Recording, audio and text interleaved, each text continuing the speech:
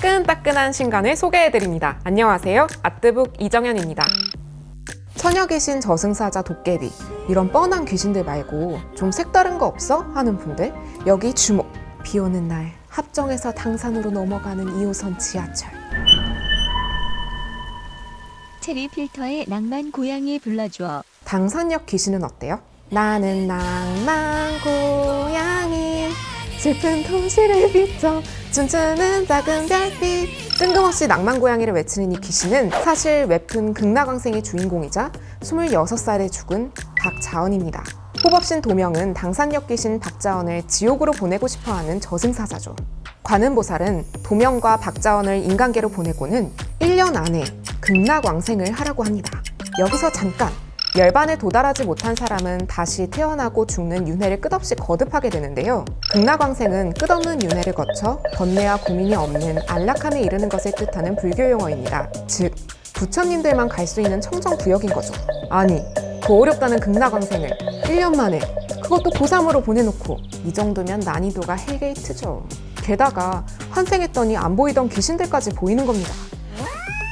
과연 이 두 사람은 무사히 1년을 마치고 윤회의 끝 극락왕생에 다다를 수 있을까요? 박자언과 도명의 우당탕탕 휴먼 환생 테마 활극 극락왕생의 감상 포인트. 첫 번째, 귀여운 귀신들이에요.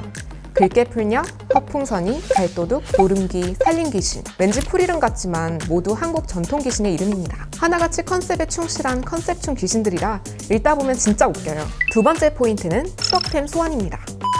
2011년 고등학교 3학년으로 돌아간 박자언은 연하의 햇픽을 쓰고 수능 특강을 풉니다. 친구들은 시크릿에 매직을 부르고 있고요.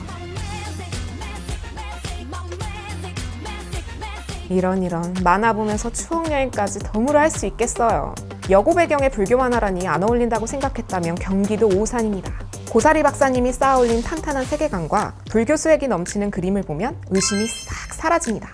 여자 주인공들이 일상 속 귀신들과 함께 상부상조해서 사건을 해결해 나가는 과정이 스펙타클하고요. 환생을 통해 멀어졌던 주변 사람들과 화해하고 한층 더 성장하는 모습은 어메이징합니다. 아, 이 편 언제 나오는 거죠? 궁금해서 잠이 안 와요. 이 이야기는 곽재식 작가가 쓴 한국 괴물백과를 읽으면 훨씬 풍성하게 읽을 수 있습니다. 18세기 이전의 기록을 토대로 추려낸 괴물이 무려 282종이나 실린 책인데요. 일러스트레이션도 함께 있어서 머릿속에 괴물과 귀신의 모습이 생생하게 그려집니다. 멍하니 있는 시간이 많아지고 집중력이 자꾸 떨어진다. 일을 마치거나 퇴근할 때 완전히 지쳤다고 느낀다. 아침에 일어나 출근할 생각만 하면 피곤해진다. 몇 개나 해당이 되시나요? 맞아요. 우린 조금 지쳤습니다. 사실 조금 많이요. 우린 조금 지쳤다는 번아웃 증후군을 극복한 의사가 어떻게 하면 번아웃에서 벗어날지 알려주는 책입니다. 번아웃 증후군은 계속해서 무기력증이나 불안감, 우울감, 분노, 의욕상실 상태에 빠지는 걸 말하는데요. 그렇다면 어떻게 번아웃인지 아닌지 판단할까요? 정신과에는 GAF, 글로벌 어세스먼트 오브 펑션이라는 척도가 있는데요. 100점 만점인 이 검사에서 91점 이상인 사람은 거의 없다고 해요. 71점부터 80점은 일시적으로 심리 문제가 있는 사람, 61점에서 70점은 출근하는 게 힘들고 가까운 사람들과 문제가 발생하는 상태를 말합니다. 그것보다 약간 낮은 60점대 초중반이라면 번아웃 증후군이라고 하고요. 이럴 때 저자는 무조건 휴식과 재충전이 필요한 상태라고 진단을 내려요. 그런데 말이야 쉽죠. 휴가 내려면 상사 눈치 봐야 되고 일이 밀려있는데 어떻게 쉬라는 건지. 하지만 책은 이렇게 말합니다.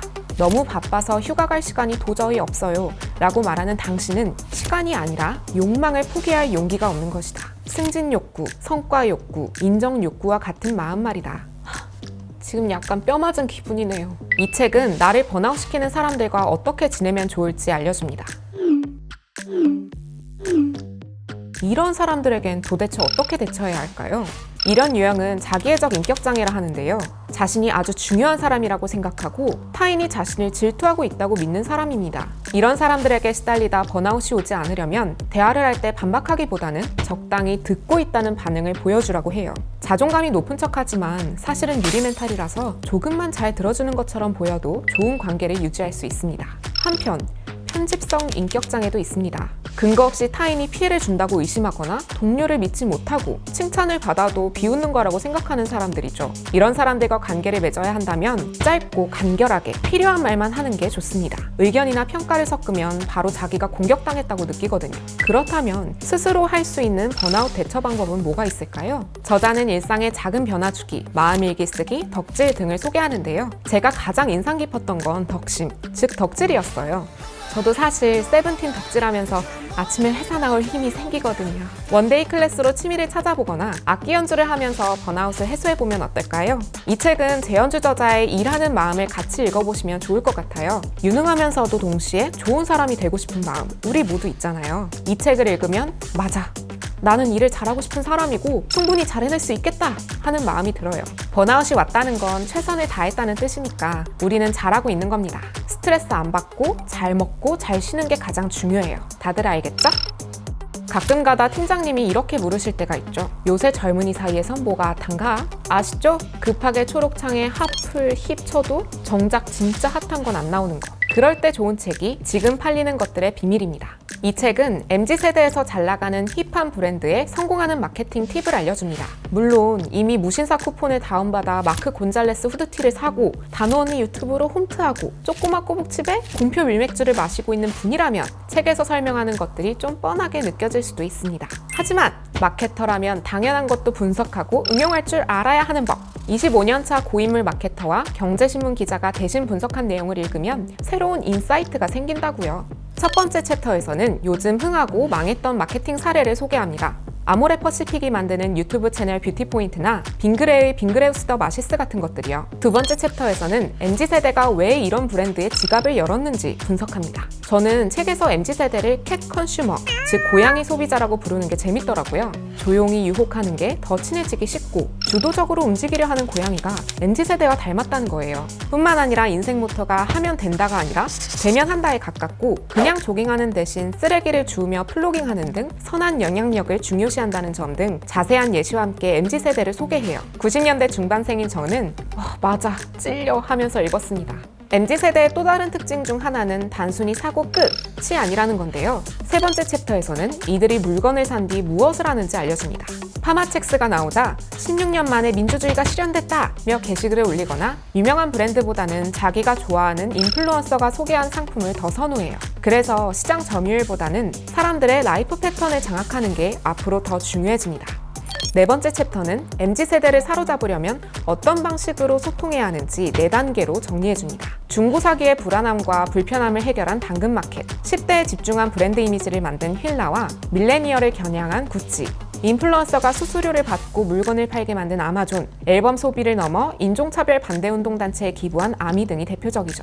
마지막 5번째 챕터에선 젊은 마케팅을 하려면 무엇을 시도해야 하는지 말합니다. 저는 이 부분이 진짜 좋았는데요. 하나만 소개드리자면 MZ세대를 구성원으로 마케팅 파일럿을 만들래요. 이때 중요한 건 성공이 아닙니다. 목표치를 달성하려고 닥달하는 게 아니라 우리 브랜드에 잘 맞는 마케팅 방법을 찾는 게 목표인 거죠. 윗분들, 제 목소리가 들리시나요?